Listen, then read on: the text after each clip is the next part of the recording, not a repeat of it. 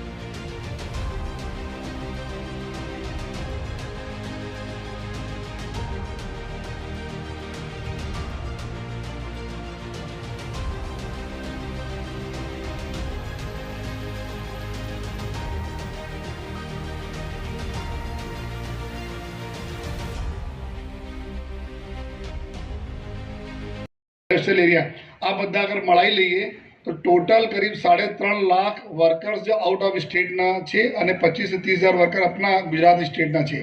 तो लगभग जो है घड़ी बधी मोटी संख्या में अहींया अपना आउट स्टेटना लोको भी रहे छे, वर्कर तरीके रहे छे। तो कोई बीजा कोई घटना न बने, कोई बीजा आंदोलन तरीके माना कोई कन्वर्ट थती कोई घटना बने, एना माटे आ क्राइम ब्रांचना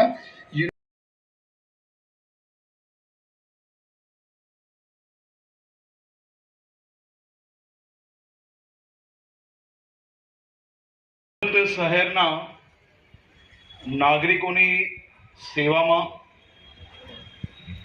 कायदानी जाळवणी माटे सूरत शहरमा पोलीस विभाग द्वारा विविध प्रकल्पोना लोकार्पण प्रसंगे पांडेसरा खाते आपनी सौनी वच्चे उपस्थित सूरत शहरनो इच्छापुर पोलीस स्टेशन देशમાં પ્રથમ સ્થાન હાસિલ કરવા બદલ ખૂબ ખૂબ શુભકામનાઓ।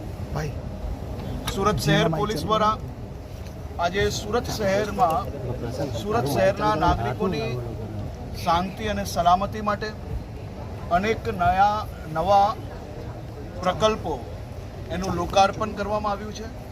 ખાસ કરીને હું સુરત શહેર પોલીસ કમિશનર શ્રી અને એમની આખી ટીમને અભિનંદન આપું કે કોઈ સામાજિક અને રાજકીય ભલામણથી પોલીસ સ્ટેશનો ખોલવા બદલે ક્રાઇમ પેટર્નને અભ્યાસ કરીને વધુમાં વધુ ઝડપથી કોઈ બી બનેલ ક્રાઇમ જગ્યાઓ પર એક્શન્સ લઈ શકાય તે માટે ક્રાઇમ બ્રાન્ચનું એક બીજું યુનિટ આજે પાંડેસરા ખાતે શરૂ કરવામાં આવ્યું છે.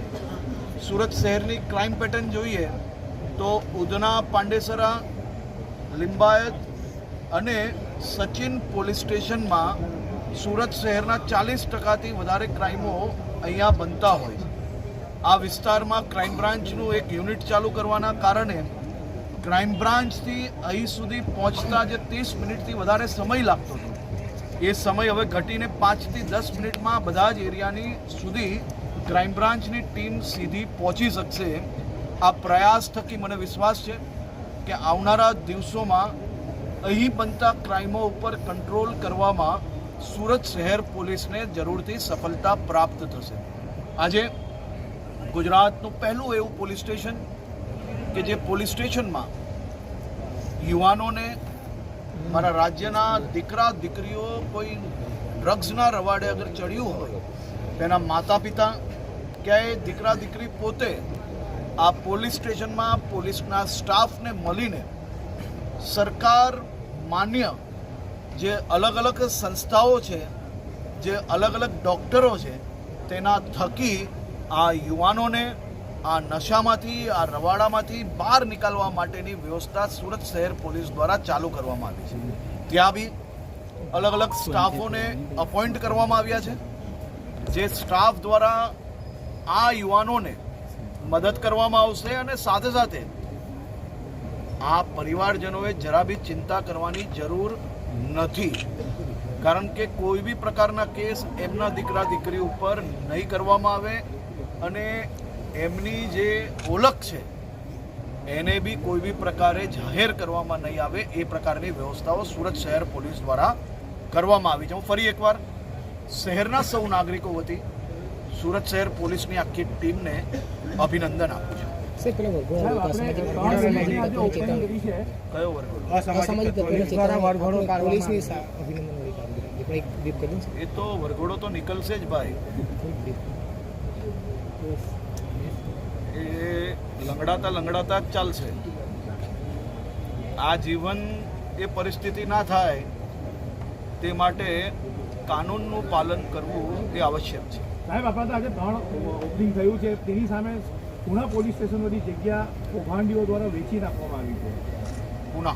પુણા પોલીસ સ્ટેશનની જે જગ્યા છે ગૌચર જમીન બતાવીને વેચી નાખવામાં આવી છે. તપાસ કરો.